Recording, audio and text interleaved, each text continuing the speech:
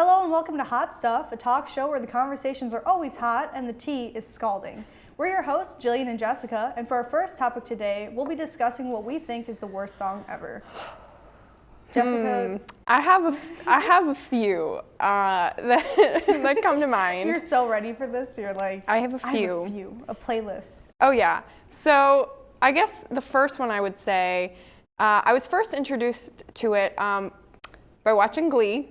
And everything circles back to Glee. Everything, it all comes full circle, folks. All roads lead to Glee. The song is called Thong Song. And, you know, it was an atrocity on Glee, but it's an atrocity on its own, too. I've never heard this song, but it sounds heinous. It's basically a man singing about a woman wearing a thong, saying, "Let me see that thong. Thong, thong." And you're like speaking the words so eloquently. You're like a poet, but with awful, awful poetry, and I can appreciate that. Thank you. You're welcome. You're so welcome. Seeing someone sing it on Glee, it's a top 10 worst memory for me. It made me hate that song, and Glee aside, it's awful. And yeah, I don't like it. Another top contender for me is the song "My Humps" by the Black Eyed Peas.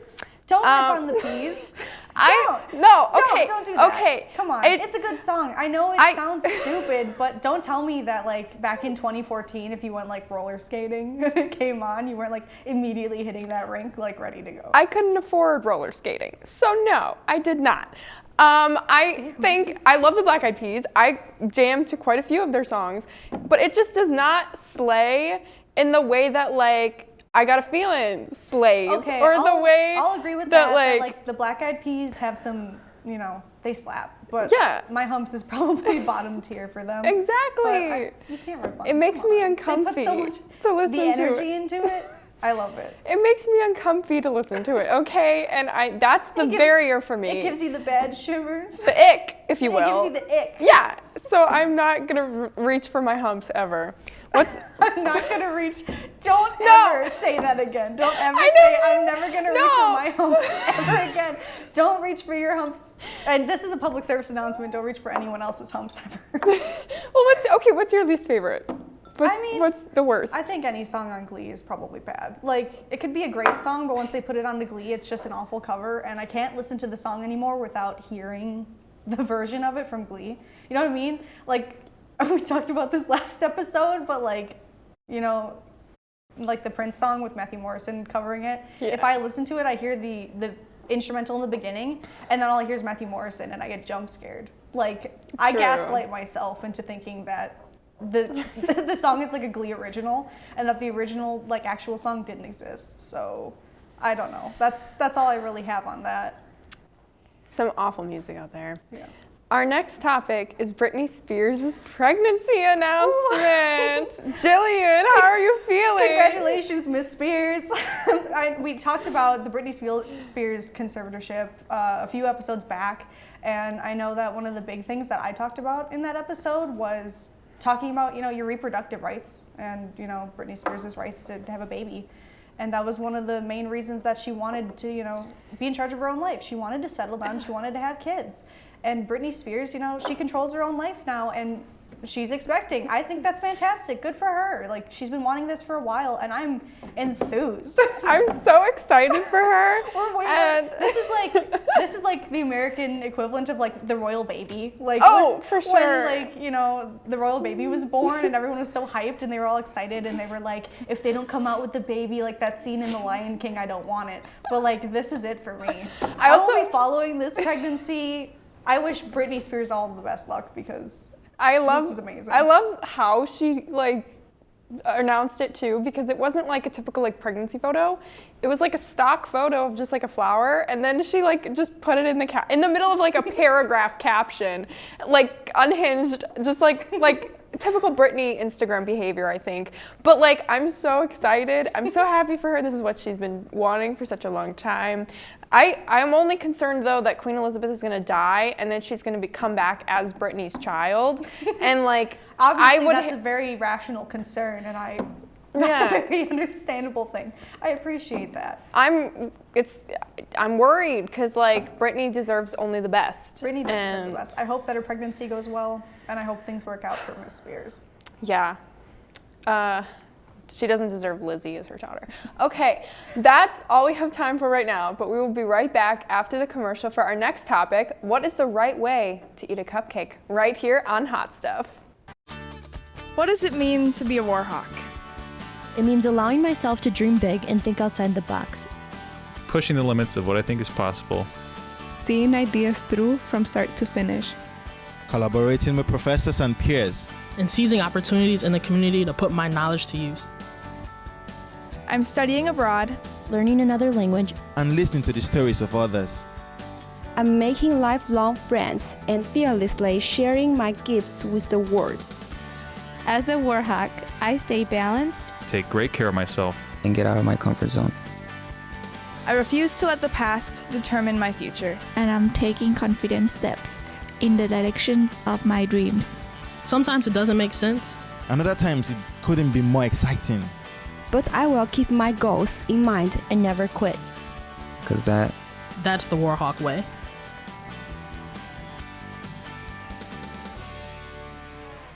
Here at UWW, we put a lot of emphasis on shaping your involvement. Involvement helps you get to know more people with similar values and goals as yourself. The Student Involvement Office can help you get involved with organizations on campus, or we can help you start a brand new one. So what are you waiting for? It's time to shape your involvement at UWW. If you'd like to learn more, stop by UC 127 or contact us at involvement@uww.edu or call 262-472-6217.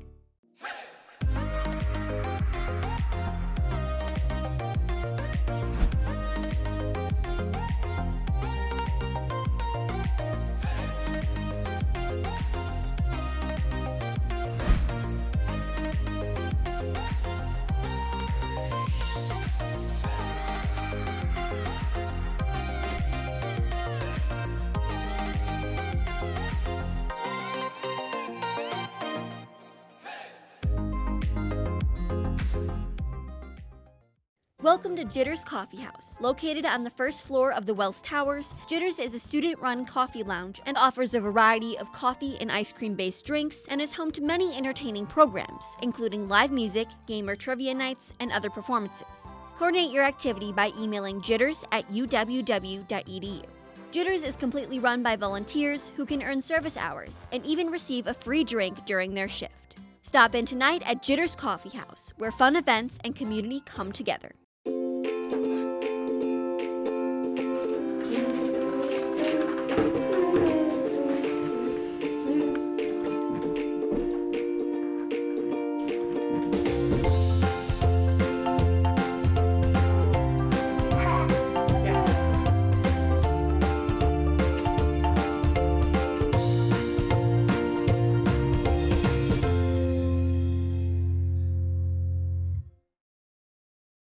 Welcome back to Hot Stuff. Our next hot topic is, what is the right way to eat a cupcake? Frosting on top, in between, only the frosting.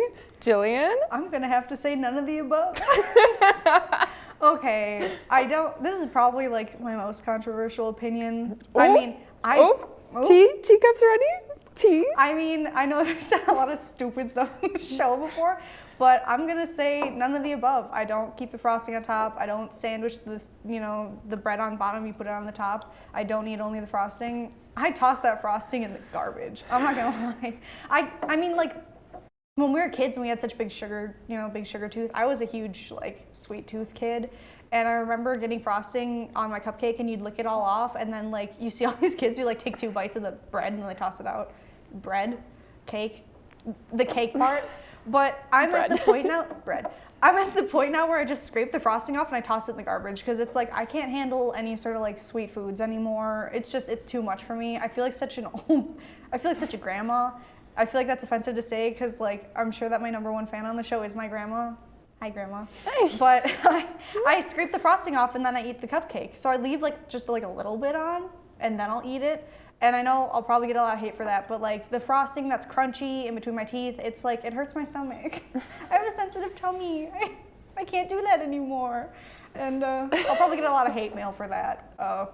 I apologize in advance. What do you think? Like, how do you eat your mine depends purely on circumstance. It depends who I'm around. If I want to be dainty, or if I'm hungry and want to eat like a raccoon. Like a raccoon in a dumpster. Yeah. Yeah. That's usually how I go about it. The default is, you know, just eating it like all at once. Yeah, you just like bite into the, like take off the paper and bite into the side. Yeah. If I want to be cute though, if I want to like, if I want to flirt while eating a cupcake, ooh. I will take the bottom off and put it on top because I feel like it just adds a certain flavor, you know. It like, because you get all the frosting stuck to the roof of your mouth and it sucks. So like when you sandwich it, I get that. It's also less likely to get stuck in your teeth. But like here's the problem with that is whenever I get a cupcake that has all the frosting, it like squeezes out the side and then my hands get all sticky. And I don't like sticky fingers, especially if you're at a party or something. And then you're walking around like this. And then you gotta go to the bathroom, rinse your hands off, and you feel disgusting. It's tough. It's tough. Yeah. On to our last topic for today's show. Should schools require gym through 12th grade? I'll start. I'll just say I don't like being sweaty if I don't have to be. I know we talked about that in a previous episode. I don't sweat that much. I'm not a sweaty person, Jillian. Anyway. Okay. I'm sorry. Anyway, I don't. You know, call me crazy. I don't see the point. I think fine if you want to teach healthy habits, but what are we gaining from playing dodgeball? As high schoolers? Yeah, I understand gym class being very popular in like middle school and elementary school. Like little kids have a lot of energy. And I think it's great to let them burn it off by like playing kickball outside, you know, running around, playing football. I think that's great. And it can really spark the interest of kids who want to play sports, you know? Yeah. Like I remember I used to play baseball when I was younger, and playing baseball in gym class I loved. I thought it was great. I wasn't very good at it. I distinctly remember running the wrong way around the bases. And that is something that has traumatized me for life. I'm in therapy now. But I mean, I thought it was, you know, I thought it was great for little kids. High school, I don't really see the point. I mean, you and I went to the same high school, and they required it for 3 years. We did. And I remember the last year gym class, they'd take you down to the gym in the basement where there was all the gym equipment, and they used to just strap on a heart rate monitor to you, and if you had your heart rate above a certain amount that was fit for you, you got an A for the day. And I kind of liked it. I did too. I thought, you know, it taught me how to use different equipment at the gym. It got me exercising. It got me good to go. But, you know, I think it's more appropriate for kids who are younger just to burn off some of that energy because little kids need a lot of exercise. Yeah, most of the bullying that happened to me happened in gym class, so I'm kind of anti-gym class, but I agree with you. Unfortunately, that is all the time we have for today's show. Be sure to tune in next time for another episode of Hot Stuff. Remember, the conversations are always hot and the tea scalding. We're your hosts, Jessica and Jillian, and we'll see you next time.